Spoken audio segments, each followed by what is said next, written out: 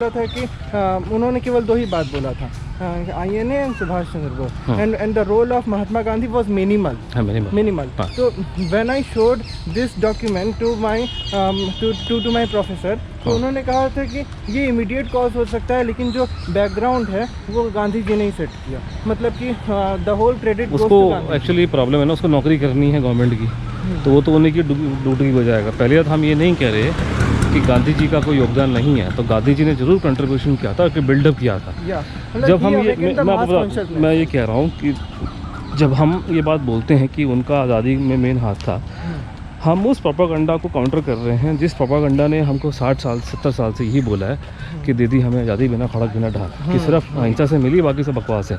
तो अगर आपका पॉइंट ये है कि अहिंसा से ही आज़ादी मिली है, तो हमारा काउंटर है कि उससे नहीं मिली है।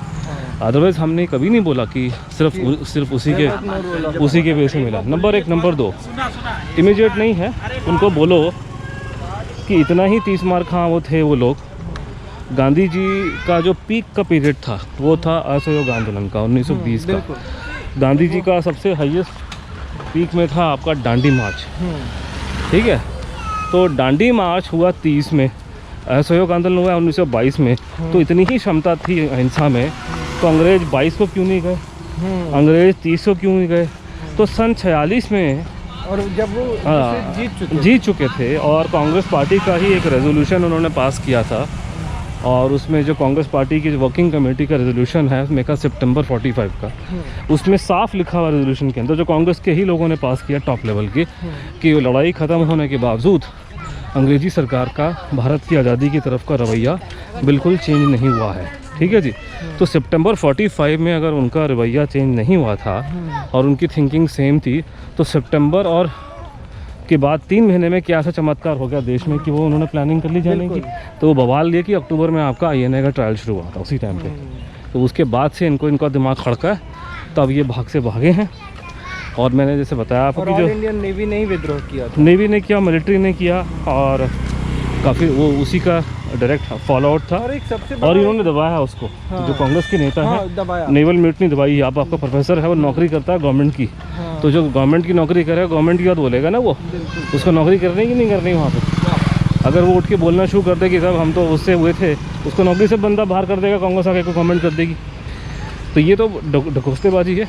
लेकिन सर अगर आज़ादी उनके हाथ में होगी, तो आई एम श्योर कि काबुल, अफगानिस्तान से लेकर सिंगापुर तक पूरा एक भारतवर्ष, वो अलग कहानी, वो क्या होता क्या नहीं होता, वो जो चीज़ नहीं हुई उस पर जाना कि वो बेकार है सोना, वो हाइपोथेटिकल दुर्भाग्य था।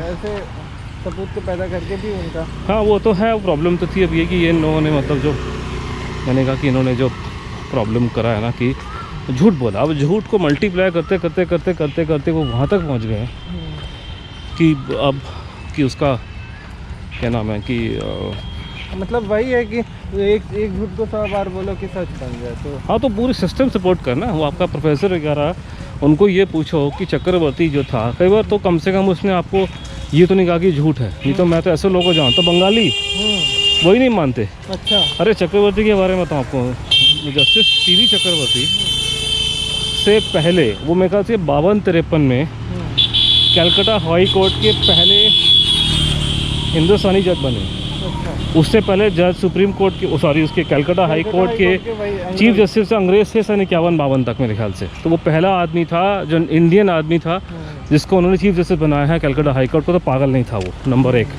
नंबर 2, वो उस टाइम पे क्या नाम है, वो एक्टिंग गवर्नर भी था वो, जब उसकी बातचीत हुई है, और चीफ जस्टिस था।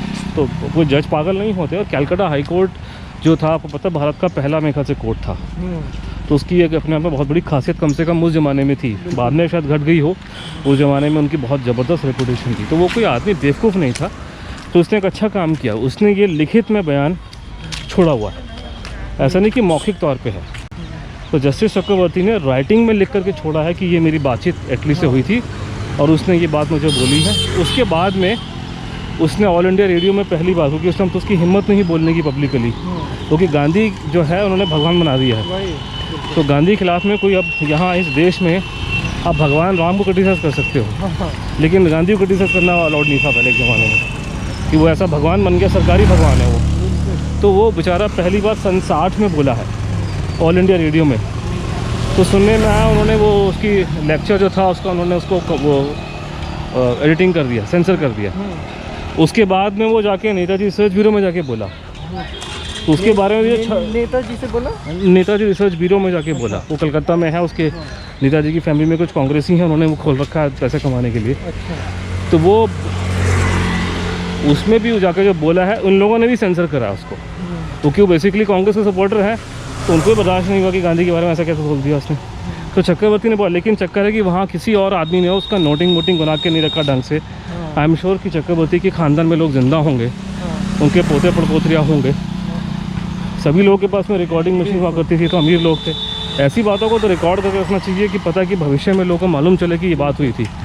मेरे को समझ में नहीं आता, इतने बड़े बड़े लोग हैं, इतने ये सारे अमीर लोग हैं जिनके पास रिकॉर्डिंग कैमरे मशीन सब थी उस ज़माने में भी थी।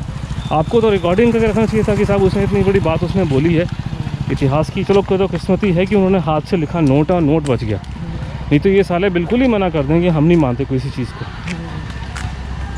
और वो है कि गांधी वाली पे एक दबा के एक वो डिबेट की ज़रूरत है उस देश में कि कितना असर पड़ा, और अगर इतना ही 30 मार खा थे तो 1920 में क्यों नहीं गए अंग्रेज, 1930 में क्यों नहीं गए, जब गांधी जी का पराक्रम बिल्कुल प्रकाष्ठा पे था अपनी, है सारे तो कोई भी तो सत्याग्रह सफल नहीं हुआ ना, सब फेल हो गए।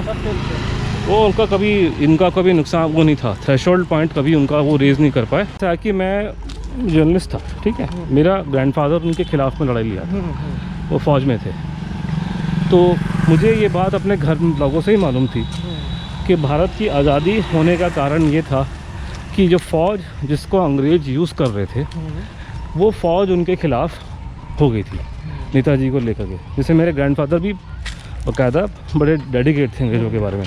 मेरे घर में कोई अंग्रेज़ों के बारे में बुरा नहीं बोलता कि हमने टाइम अच्छा देखा वो ज़माने का। तो पॉइंट ये है कि वो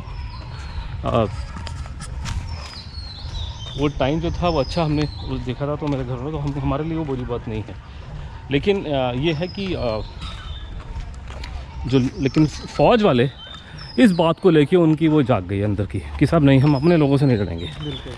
तो वो इसलिए यहाँ से गए। तो ये मेरे को बचपन से बात मालूम है कि हिंदुस्तान को आज़ाद कराने में नेताजी का मेन हाथ था। ये ढकोसलेबाजी इन लोगों ने करी है कांग्रेसियों ने।